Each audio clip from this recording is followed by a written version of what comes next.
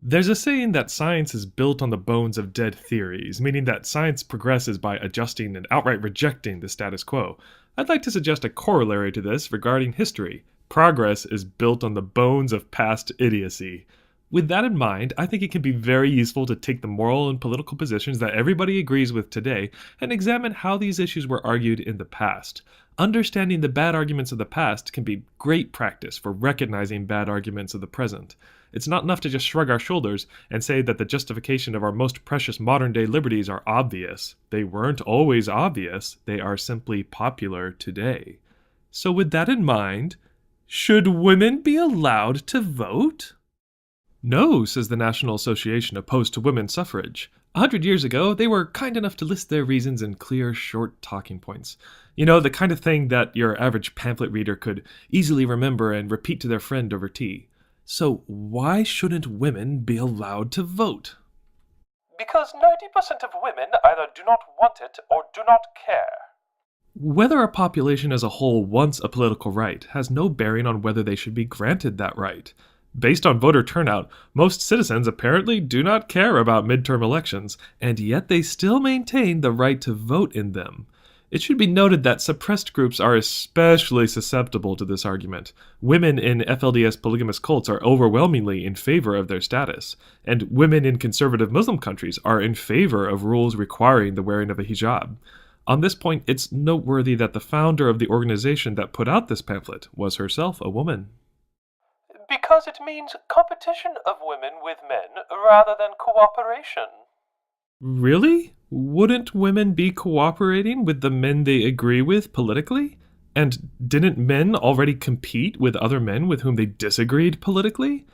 This talking point seemed to assume that once women's suffrage was granted, the nation would be split between what the female voters wanted and what the male voters wanted. We may see this assumption touched on again in a minute or two.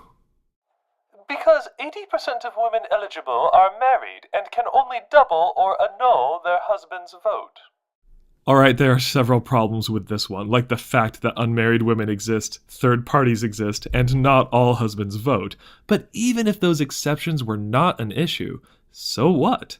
A woman's right to vote necessarily reflects her right to either agree or disagree with her husband. If you and your friend both vote, the fact that your vote either annuls or doubles that of your friend does not make your vote a meaningless action. Because it can be of no benefit commensurate with the additional expense involved.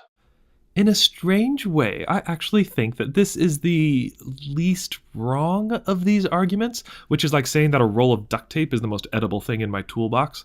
Extending the vote, or any right, to a large population is costly. It would be cheaper if only men voted. It would be cheaper still if only property-owning men voted.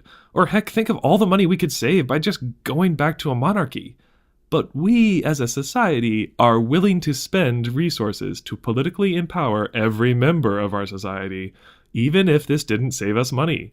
In general, money lost in an effort to empower citizens is money well spent. A lesson for our time. Because in some states, more voting women than voting men will place government under Now there's a phrase that we need to co-opt and resurrect. Again, this argument seems to assume that women would vote as a bloc, and that their interests would necessarily be opposed to those of men. Now, at the time this pamphlet was published, there was already enough on-the-ground evidence to disprove this. Many states had let women vote since their inception, without a total decay of civilization. But it's important to point out that this doesn't matter. Even if it were true that states where women could vote suddenly fell under petticoat rule, you need to show specific downsides of this, dramatic enough to justify denying the vote to women. Heck, we have states today with strong majorities of one party or the other. If a steady majority rule necessarily brought terrible effects, you could definitely expect to see it here.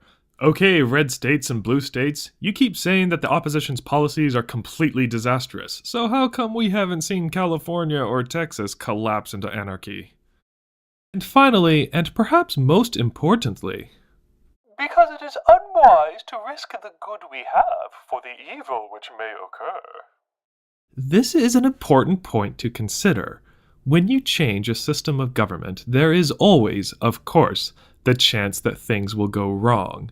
But if this were our guiding principle, we would never have made any improvements at all. We shouldn't be for or against policy strictly because it is new. Rather, we need to make reasonable guesses at the possible impacts. In my estimation, spreading political power to an entire gender is such an enormous good that it would take a very great evil indeed to counterbalance it. Viewer, I hope that in considering these arguments, you don't just brush them off as silly just because you have the benefit of a century of hindsight. Notice that none of these arguments outright say that women aren't as valued as men, or that women are less capable than men. Arguably, these talking points are not explicitly sexist or bigoted. Especially considering that these arguments were given by women, it's easy to see how someone in the past could honestly feel that they had no animosity towards women at all, even as they worked to deprive them of that most fundamental liberty of our citizenship, the right to vote. Imagine yourself considering this question when the topic was new and unfamiliar. What values do you have that would make you accept the risk of the unknown? And would you have responded differently than I to any of these arguments? Let me know what you think in the comments, and thank you for your time.